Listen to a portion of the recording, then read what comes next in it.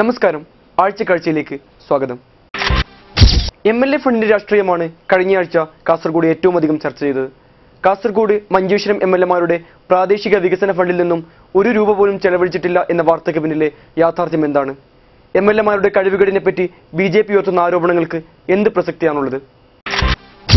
ഓരോ MLA-മാർക്കും പ്രാദേശികമായ വികസനത്തിന് ഫണ്ട് എന്നത് പണ്ടേ ഉള്ളതാണ്. റോഡുകളിലും സ്കൂൾ കെട്ടിടത്തിലുമൊക്കെ മുഴുത്താക്ഷരങ്ങളിൽ അത് എഴുതി വെച്ചിട്ടുള്ളത് നാം കണ്ടിട്ടുള്ളതുമാണ്. കഴിഞ്ഞ വർഷം വരെ അത് ഒരു നിയോജക മണ്ഡലത്തിൽ 75 ലക്ഷം രൂപ ആയിരുന്നെങ്കിൽ ഇപ്പോൾ അത് 1 കോടി രൂപയായി വർദ്ധിപ്പിച്ചിട്ടുണ്ട്. അതായത് ഒരു വർഷം 1 കോടി രൂപ മണ്ഡലത്തിലെ വികസനത്തിനായി MLA-മാർക്ക് ചെലവഴിക്കാം. പത്തനംതിട്ടക്കാരൻ റഷീദ് ആനേറയാണ് അതിനിടയ്ക്ക് ഒരു പണി ഒപ്പിച്ചത്. നമ്മുടെ ഈ വിവരാവകാശ നിയമമുണ്ടല്ലോ, ഏത് കാര്യവും ചോദിച്ചാൽ ജനങ്ങൾക്ക് പറഞ്ഞു കൊടുക്കുന്ന ഗവൺമെന്റിന്റെ സുതാര്യ വിപ്ലവം. അതിലൂടെ റഷീദ് ഒരു ചോദ്യം അങ്ങ് ചോദിച്ചു.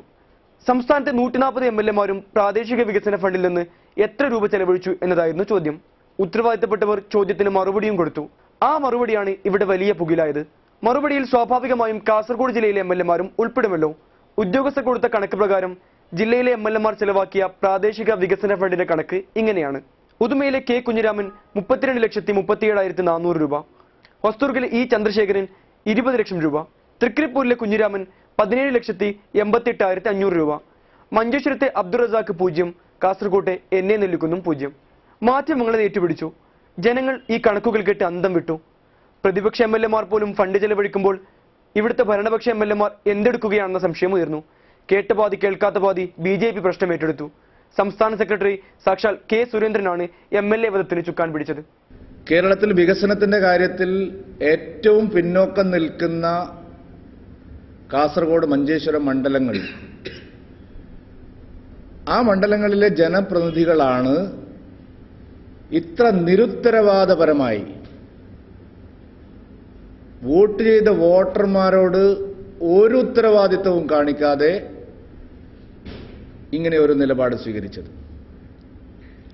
ഇവിടെ കോടാനുകോടി ഉറുപ്പികയുടെ വികസന ആവശ്യങ്ങൾ ജനങ്ങളുടെ നിരന്തരമായിട്ടുള്ള വികസന ആവശ്യങ്ങൾ ഒന്നുപോലും പരിഗണിക്കപ്പെടാതിരുന്ന ഒരു കാലത്ത് കയ്യിൽ കിട്ടിയ പ്രാദേശിക വികസന ഫണ്ട് ചെലവഴിക്കാതിരുന്നതിന്റെ കാരണം എന്താണെന്ന് ഈ MLA-മാർക്ക് ജനങ്ങളോട് തുറന്നു പറയാൻ ബാധ്യതയുണ്ട്. സുരേന്ദ്രന്റെ വാക്കുകൾ കേട്ടാൽ ഏത് ലീഗുകാരനും ഒന്ന് സംശയം തോന്നാതിരിക്കില്ല. യാഥാർത്ഥ്യം എന്താണെന്ന് അറിയേണ്ടത് ജനങ്ങളുടെ അവകാശമാണല്ലോ. സ്വാഭാവികമായും MLA-മാർ തന്നെ അതിന്റെ കാരണം വ്യക്തമാക്കേണ്ടതുണ്ട്. ചില തെറ്റിദ്ധാരണകൾ ജനങ്ങളുടെ ഇടയിൽ ഉണ്ടാക്കാൻ ചില ശ്രമം നടത്തുന്നുണ്ട്.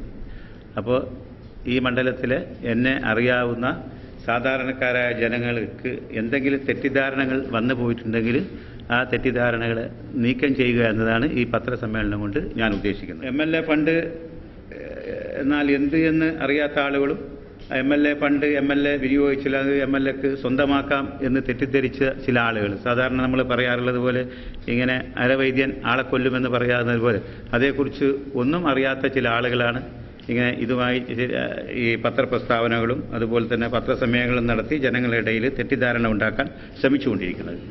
അപ്പോൾ എനിക്ക് അനുവദിച്ച 1 കോടി ഉറുപ്പികയിൽ നിന്ന് ഈ കാസർഗോഡ് മണ്ഡലത്തിൽ ചെയ്യാനിരിക്കുന്ന 25 ലക്ഷം ഉറുപ്പികയുടെ പ്രപ്പോസലുകൾ, പ്രവൃത്തിയുടെ പ്രപ്പോസലുകൾ ഞാൻ കളക്ടർക്ക് സമർപ്പിച്ചിട്ടുണ്ട്. അതിൻ്റെ രേഖയായിട്ടാണ് ഞാൻ ഇപ്പോൾ വന്നിട്ടുള്ളത്. റോഡ് അറ്റകുറ്റപ്പണികൾക്കും കുഴൽക്കിണറുകൾക്കുമൊക്കെ MLA ഫണ്ട് അനുവദിക്കുന്നതാണ് കീഴ്വഴക്കം. എന്നാൽ കാസർഗോഡ് മണ്ഡലത്തിൽ 2010-11 വർഷത്തിൽ സർക്കാർ തന്നെ റോഡിന്റെ പ്രവൃത്തികൾക്കായി 3 കോടി രൂപ അനുവദിച്ചു. ഭൂഗർഭജല വകുപ്പ് കുഴൽക്കിണറുകളും അനുവദിച്ചു. ചില പഞ്ചായത്ത് റോഡുകളും സർക്കാർ ഏറ്റെടുത്തു. പക്ഷെ ഇതൊന്നുമല്ല പ്രശ്നം. 26 ലക്ഷത്തോളം രൂപയുടെ പ്രവൃത്തികൾക്കുള്ള നിർദ്ദേശങ്ങൾ കളക്ടർക്ക് സമർപ്പിച്ചു കഴിഞ്ഞു എന്നും ആ പ്രവൃത്തികൾ പൂർത്തീകരണ ഘട്ടത്തിലാണെന്നുമാണ് MLA അവകാശപ്പെടുന്നത്. ഇതിനു പുറമെ കാസർഗോഡ് നഗരത്തിലെ സാമൂഹിക വിരുദ്ധരുടെ പ്രവർത്തനങ്ങൾ നിയന്ത്രിക്കുന്നതിനും സുരക്ഷ വർദ്ധിപ്പിക്കുന്നതിനുമായി ജില്ലാ പോലീസ് നടപ്പിലാക്കുന്ന CCTV ക്യാമറകൾക്കായി 10 ലക്ഷം രൂപയും അനുവദിച്ചിട്ടുണ്ട്. അത് ധനകാര്യ മന്ത്രാലയത്തിന്റെ പരിഗണനയിലുമാണ്. നമ്മുടെ കാസർകോട്ടെ സാമൂഹ്യ വിരുദ്ധ പ്രവർത്തനം തടയുന്നതിന് വേണ്ടി നമ്മുടെ ജില്ലാ പോലീസ് മേധാവി ഇവിടെ ഇപ്പോൾ കൊണ്ടുവന്ന ഒരു പുതിയ പദ്ധതി CCTV ക്യാമറ. അപ്പോൾ ആ ക്യാമറ കാസർഗോഡ് സ്ഥാപിക്കുന്നതിന് MLAയുടെ ഫണ്ടിൽ നിന്ന് തുക നൽകണമെന്ന് SP ആവശ്യപ്പെട്ടപ്പോൾ അത് നല്ല കാര്യം ആണ് എന്ന് ബോധ്യപ്പെട്ടതിൻ്റെ അടിസ്ഥാനത്തിൽ അത് സാധാരണയായി അത് MLA ഫണ്ടിൽ നിന്ന് അത്തരം കാര്യങ്ങൾക്ക് തുക ചെലവഴിക്കാൻ പാടില്ല. അതുകൊണ്ട് ഞാൻ ബഹുമാനപ്പെട്ട ധനകാര്യമന്ത്രിക്ക് ഒരു റിക്വസ്റ്റ് കൊടുത്ത് ഇതിന് അനുമതി നൽകണമെന്ന് പറഞ്ഞ് ധനകാര്യമന്ത്രി സാങ്ഷൻ തരുമെന്ന് പറഞ്ഞു. PB അബ്ദുറസാഖിനും പറയാനുണ്ട് കാര്യങ്ങൾ. ന്യൂസ് എന്തെന്ന് പറഞ്ഞാൽ ഫേം ഉണ്ടായില്ല എന്ന് മാത്രം, വർക്ക് നടന്നില്ല എന്ന് കിട്ടിയില്ലല്ലോ, വർക്ക് നടന്നില്ല എന്ന് എടുക്കണ്ടേ? ശരി, ഫേം ഉണ്ടായില്ലെന്നല്ലേ,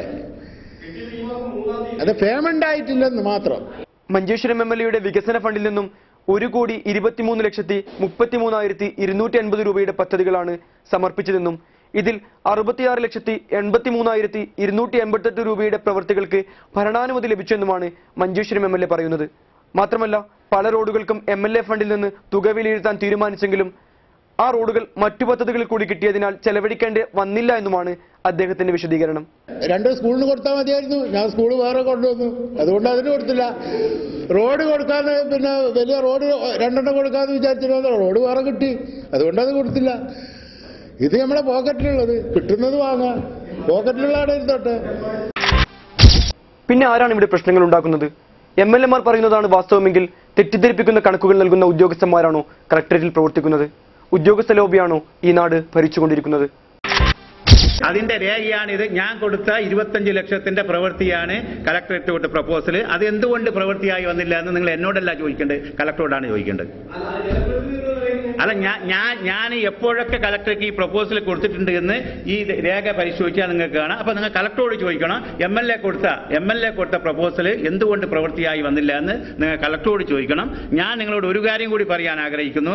മറ്റ് ജില്ലകളിലെ പോലെയല്ല, നമ്മുടെ ഈ ജില്ലയിൽ ഈ MLAമാരുടെയും MP-മാരുടെയും ഫണ്ട് ചെലവഴിക്കുന്ന കാര്യത്തിൽ ഉദ്യോഗസ്ഥന്മാരുടെ ഉദാസീനത എന്ന് പറയുന്നില്ല, അവർക്ക് അവരുടേതായ പരിമിതികളുണ്ട്. ഉദ്യോഗസ്ഥന്മാരുടെ കുറവുണ്ട്, ബാക്കി കാര്യങ്ങളിൽ കുറവുണ്ട്, എഞ്ചിനീയർമാരുടെ കുറവുണ്ട്. ജില്ലാ കളക്ടർ ഇവിടുത്തെ MLAമാർക്ക് എതിരാണോ എന്ന ചോദ്യത്തിനുള്ള ഉത്തരം ഇങ്ങനെ. ഞാൻ പറയുന്നില്ല, ഞാൻ പറയുന്നില്ല. ഞാൻ പറയുന്നത് നമ്മൾ 25 ലക്ഷം രൂപയുടെ പണിക്കുള്ള പ്രൊപ്പോസൽ കൊടുത്തു. ഇവിടെ ഇത് ചെയ്യുന്നത് കാസർഗോഡ് കളക്ടറേറ്റിലെ ADC ആണ്. ADCയോട് നിങ്ങൾ ചോദിക്കണം, നമ്മുടെ ഭാഗത്തുനിന്ന് ഇത് സംബന്ധിച്ച് വല്ല ഉദാസീനത അലംഭാവം ഉണ്ടായിട്ടുള്ളൂ. 26 ലക്ഷം രൂപയുടെ പ്രപ്പോസലും CCTV ക്യാമറകൾക്കുള്ള 10 ലക്ഷം രൂപയും അനുവദിച്ചു എന്നാണ് MLA പറയുന്നത്. ഇത് പറയുന്നത് രേഖകളുടെ അടിസ്ഥാനത്തിലുമാണ്. മഞ്ചേശ്വരം മണ്ഡലത്തിലെ സ്കൂളുകളിലേക്ക് 60 കമ്പ്യൂട്ടറുകൾ വാങ്ങുന്നതിനായി 14,40,200 രൂപ അനുവദിച്ചെന്നും പ്രിൻസിപ്പൽമാർ ഇല്ലാത്തതുകൊണ്ട് മാത്രമാണ് അത് ചെലവഴിക്കാത്തതെന്നും അബ്ദുറസാഖും പറയുന്നു. തുക അനുവദിക്കുകയും പ്രവൃത്തികൾ നടക്കുകയും ചെയ്യുന്നുണ്ടെങ്കിൽ കൂടി അതിന്റെ ബില്ല് കൂടി അനുവദിക്കപ്പെട്ടാലേ ഫണ്ട് ചെലവഴിക്കപ്പെട്ടതായി കണക്കാക്കാൻ പറ്റൂ. കാര്യങ്ങൾ അങ്ങനെയാണെങ്കിൽ പ്രശ്നം സാങ്കേതികം മാത്രമാണ്. എങ്കിൽ തെറ്റിദ്ധാരണ ഉണ്ടാക്കുന്ന ഉദ്യോഗസ്ഥർ കൂടി ഈ വിവാദത്തിലെ കൂട്ടുപ്രതികളാണ്. ഇവിടെ ഉദ്യോഗസ്ഥ ക്ഷാമമുണ്ട് എന്നത് ശരി തന്നെ. അതിനെ മറികടക്കാനുള്ള കാര്യക്ഷമതയാണ് ഒരു ഭരണകർത്താവിന്റെ മികവിനെ വിലയിരുത്താനുള്ള അളവുകോൽ. എന്നാൽ ഉദ്യോഗസ്ഥർ ജനപ്രതിനിധികളുടെ വികസന നീക്കങ്ങൾക്ക് എതിരാവുന്നുണ്ടെങ്കിൽ അത് ജനങ്ങൾക്ക് മുന്നിൽ തുറന്നു പറയാനുള്ള ഉത്തരവാദിത്വം കൂടി ജനപ്രതിനിധികൾക്കുണ്ട്. വിവാദമുണ്ടാക്കിയ മറുപടി ശരിയല്ലെന്നാണ് MLAമാർ തറപ്പിച്ച് പറയുന്നത്.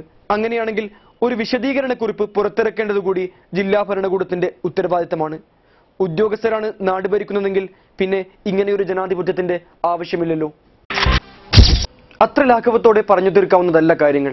MLA ഫണ്ടിന്റെ വിനിയോഗം ചില ഗൗരവകരമായ ചർച്ചകളെ ആവശ്യപ്പെടുന്നുണ്ട്. ഒരു വർഷത്തേക്ക് അനുവദിക്കുന്ന തുക ആ വർഷം തന്നെ ചെലവഴിച്ചില്ലെങ്കിലും അത് പാഴാകുന്നില്ല എന്നതാണ് MLAയുടെ പ്രാദേശിക വികസന ഫണ്ടിന്റെ പ്രത്യേകത. കാസർഗോഡ് മഞ്ചേശ്വരം MLAമാർ 1 രൂപയും ചെലവഴിച്ചില്ല എന്ന് ആരോപിക്കപ്പെടുമ്പോൾ തന്നെ ജില്ലയിലെ മറ്റ് MLAമാരും ഫണ്ടിന്റെ കാൽഭാഗം പോലും ചെലവഴിച്ചിട്ടില്ല എന്നത് മറ്റൊരു യാഥാർത്ഥ്യം. ഇതിനു മുമ്പും MLAമാർ വികസന ഫണ്ട് വിനിയോഗത്തിൽ കാര്യക്ഷമത പുലർത്തിയിട്ടില്ല എന്നാണ് കാസർഗോഡ് MLA തുറന്നു പറയുന്നത്.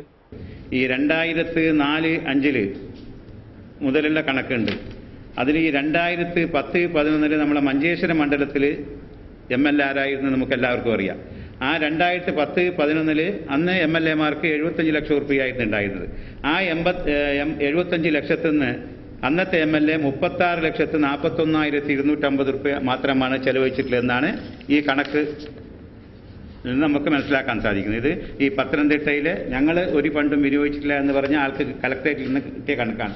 അതുകൊണ്ട് അന്നത്തെ MLA കുറ്റപ്പെടുത്താൻ ഞാൻ ആഗ്രഹിക്കുന്നില്ല. ഇവിടെയും ചെലവഴിക്കാത്ത തുക പാടായിട്ടില്ല. അല്ലെങ്കിലും ഈ ഫണ്ട് മാത്രമാണ് വികസനത്തിന്റെ അവസാന വാക്ക് എന്ന നിരീക്ഷണം ശരിയല്ല. കേവലം ഈ ഫണ്ട് കൊണ്ട് മാത്രം ഇവിടെ വികസനത്തിന്റെ തേരോട്ടം ഉണ്ടാകും എന്നതൊക്കെ മലർപ്പൊടിക്കാരന്റെ ദിവാസ്വപ്നം മാത്രമാണ്. സർക്കാരിൽ സമ്മർദ്ദം ചെലുത്തി നാടിന്റെ ന്യായമായ ആവശ്യങ്ങൾ നേടിയെടുക്കുകയാണ് വേണ്ടത്. നിങ്ങൾ ഇപ്പോൾ ഞാൻ ഒരു നല്ല പ്രവർത്തനം ചെയ്യുമ്പോൾ എന്നെ പ്രശംസിക്കുന്നതിനേക്കാൾ കൂടുതൽ ഞാൻ ചെയ്യാത്ത പ്രവർത്തനത്തിന് എന്നെ വിമർശിക്കണമെന്നാണ് എനിക്ക് നിങ്ങളോട് പറയാനുള്ളത്. വിമർശനത്തെ സ്വാഗതം ചെയ്യുന്നുവെന്ന നിങ്ങളുടെ സഹിഷ്ണുതയെ അഭിനന്ദിക്കുന്നു. പക്ഷേ ഇതൊന്നും വിമർശനമല്ല, ചില സംശയങ്ങൾ മാത്രമാണ്. ചില ചോദ്യങ്ങൾ ഇവിടെ ഉത്തരം കിട്ടാതെ പിന്നെയും ബാക്കിയാവുന്നുണ്ട്. പിന്നോക്കക്കാരാണെന്ന് നാഴികയ്ക്ക് 40 വട്ടം നാം തന്നെ നമ്മെ വിശേഷിപ്പിക്കുമ്പോൾ ഫണ്ട് വിനിയോഗത്തിലെ അശ്രദ്ധ പോലും ന്യായീകരിക്കപ്പെടേണ്ടതില്ല. MLA ലീഗായാലും CPM ആയാലും പാർട്ടി നിർദ്ദേശിക്കുന്ന പദ്ധതികൾക്കാണ് MLA ഫണ്ടിൽ നിന്നും പ്രാമുഖ്യം ലഭിക്കുന്നത്. മേൽഘടകങ്ങൾ കീഴ്ഘടകങ്ങളുമായി കൂടിയാലോചിച്ചൊക്കെയാണ് പദ്ധതികൾക്കുള്ള രൂപരേഖ തയ്യാറാക്കുന്നത്. ഇവിടുത്തെ ലീഗിന് അവരുടെ പ്രശ്നങ്ങൾ തന്നെ പരിഹരിക്കാൻ കഴിയാത്തതാണ് ഫണ്ട് അനിശ്ചിതത്വത്തിന്റെ കാരണങ്ങളിലൊന്ന്. ജില്ലാ കൗൺസിലും ഗ്രൂപ്പ് വഴക്കുമൊക്കെയായി തെരുവിൽ തല്ലുകൂടുമ്പോൾ അതിവിടുത്തെ വികസനത്തെ ബാധിക്കാതിരിക്കാൻ രാഷ്ട്രീയ പാർട്ടികൾ ശ്രദ്ധ കാണിക്കണം. MLA ഫണ്ടിന്റെ വിനിയോഗം പാർട്ടി ഓഫീസിലിരുന്ന് തീരുമാനിക്കേണ്ടതാണോ എന്നതും ചർച്ച ചെയ്യപ്പെടാതെ പോകുന്ന മറ്റൊരു വിഷയം. പിന്നെ ഈ രാഷ്ട്രീയ ചർച്ചകളിൽപ്പെട്ട് അപ്രസക്തമായി പോകുന്ന ജനങ്ങൾക്ക് ചോദിക്കാനുള്ള പ്രധാനപ്പെട്ട മറ്റൊരു ചോദ്യം, എങ്ങനെയെങ്കിലും ഈ ഫണ്ട് ചെലവഴിച്ച് തീർന്നാൽ മഹാനായി എന്ന് കണക്കാക്കുന്നത് ശരിയാണോ? ചെലവഴിക്കപ്പെടുന്ന തുക ശരിയായ പദ്ധതികൾക്കായിരുന്നു അനുവദിക്കപ്പെട്ടത് എന്നതല്ലേ യഥാർത്ഥത്തിൽ കൂടുതൽ ചർച്ച അർഹിക്കുന്നത്? അത് ഫലപ്രദമായിരുന്നോ എന്നും നിരീക്ഷിക്കപ്പെടേണ്ടതല്ലേ? ഈ വിവാദങ്ങളൊക്കെ ഉണ്ടാകുന്നത് ജനങ്ങളുടെ നികുതിപ്പണത്തിന്റെ പേരിലാണ് എന്നത് ഈ രാഷ്ട്രീയ നേതാക്കൾ ഓർത്തിരുന്നാൽ നല്ലത്. ഈ MLA-മാർ ഇവിടുത്തെ MLA-മാർ അല്ലെന്നും NRI MLA-മാരാണ് എന്നുമാണ് മറ്റൊരു ആരോപണം. ഈ വിശേഷണങ്ങളിൽ ചില വലിയ അപകടങ്ങൾ പതിയിരിക്കുന്നുണ്ട്. മാത്രമല്ല, ഈ 2 MLA-മാരും ജനങ്ങളുടെ ഈ നാട്ടിലെ MLA-മാരല്ല. ഈ 2 MLA-മാരും NRI MLA-മാരാണ്. ഇവർ കേരളത്തിൽ പ്രവർത്തിക്കുന്നതിനേക്കാൾ കൂടുതൽ പ്രവർത്തിക്കുന്നത് വിദേശ രാജ്യങ്ങളിലാണ്, ഗൾഫ് രാജ്യങ്ങളിലാണ്. ഞങ്ങൾ വെറുതെ ഒരു ആരോപണം ഉന്നയിക്കുന്നതല്ല. അതുകൊണ്ട് അന്വേഷിക്കണം, മഞ്ചേശ്വരം MLA-യും കാസർഗോഡ് MLA-യും കേരളത്തിൽ എത്ര ദിവസം താമസിക്കുന്നുണ്ട്, ഗൾഫ് രാജ്യങ്ങളിൽ എത്ര ദിവസം താമസിക്കുന്നുണ്ട് എന്നുള്ള കാര്യം. കാസർഗോഡ് MLA NA നെല്ലിക്കുന്നിനെ പറ്റിയും മഞ്ചേശ്വരം MLA PB അബ്ദുൾ റസാഖിനെ പറ്റിയുമാണ് BJP സംസ്ഥാന സെക്രട്ടറി K സുരേന്ദ്രൻ ശക്തമായ ഈ ആരോപണം ഉന്നയിക്കുന്നത്. ഉത്തരവാദിത്തപ്പെട്ട ഇവിടുത്തെ ജനപ്രതിനിധികൾ വിദേശ രാജ്യങ്ങളിലാണ് കൂടുതൽ സമയം ചെലവഴിക്കുന്നതെങ്കിൽ അതൊരു ചെറിയ കാര്യമല്ല. കാരണം അവർ രാഷ്ട്രീയ നേതാക്കൾ എന്നതിനപ്പുറത്ത് ജനങ്ങളെ സേവിക്കാനായി നിയോഗിക്കപ്പെട്ടവരാണ്. എന്നാൽ യാഥാർത്ഥ്യം ഇതല്ലെന്നാണ് തെളിവുകൾ പറയുന്നത്. NRI MLA ആണെന്ന് ചില ആളുകൾ ഇവിടെ പറഞ്ഞതായി എനിക്ക് മനസ്സിലാക്കാൻ സാധിക്കും. ഞാൻ മുമ്പ് NRI ആയിരുന്നു, ഇപ്പോൾ NRI സ്റ്റാറ്റസ് ഇല്ല. മാത്രമല്ല, ഞാൻ MLA ആയതിനു ശേഷം ഞാൻ ആകെ കേരളം വിട്ടു പോയത് 2 സ്ഥലം മാത്രമാണ്. ഒന്ന് നമ്മുടെ തൊട്ടടുത്തുള്ള കർണാടകയിലെ മംഗലാപുരം, അതുപോലെ തന്നെ ബോംബെയിൽ പോയിട്ട് ഒരു ദിവസം ഉണ്ടായിരുന്നു. സ്വന്തം പാസ്പോർട്ടിന്റെ കോപ്പി പത്രപ്രവർത്തകർക്കിടയിൽ വിതരണം ചെയ്താണ് താൻ MLA ആയതിനു ശേഷം ഒരിക്കൽ പോലും വിദേശ രാജ്യങ്ങൾ സന്ദർശിച്ചിട്ടില്ല എന്ന് NA നെല്ലിക്കുന്ന് പറയുന്നത്. മംഗലാപുരത്തും ബോംബെയിലുമല്ലാതെ കേരളത്തിന് പുറത്ത് പോയിട്ട് പോലുമില്ലെന്നും ഇദ്ദേഹം തറപ്പിച്ച് പറയുന്നു. അത് തെളിയിക്കാൻ വെല്ലുവിളിക്കുകയും ചെയ്യുന്നു. ഞാൻ ഗൾഫിലൊരു ബിസിനസ്സുകാരനായിരുന്നു. എനിക്ക് വിസ ഉണ്ടായിരുന്നു. എൻ്റെ വിസ കാലാവധി 13/6/2011 തീർന്നു. ആ വിസ ക്യാൻസൽ അടിക്കാൻ വേണ്ടി ഒരു തവണ പോകേണ്ടി വന്നിട്ടുണ്ട്.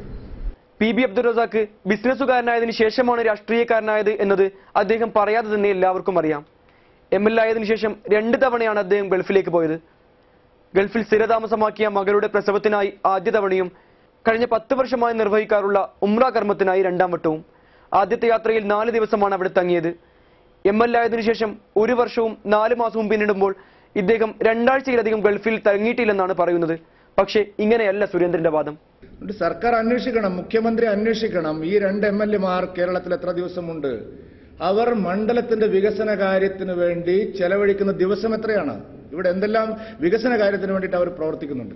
മുഖ്യമന്ത്രി ഉമ്മൻചാണ്ടി ഇക്കാര്യം അന്വേഷിച്ച് നിജസ്ഥിതി വെളിച്ചത്ത് കൊണ്ടുവരാൻ തയ്യാറാകണം എന്ന് ഞങ്ങൾ ആവശ്യപ്പെടുകയാണ്. ഇവരുടെ വിദേശ സന്ദർശനങ്ങൾ അന്വേഷിക്കണമെന്നാണ് അദ്ദേഹത്തിന്റെ ആവശ്യം.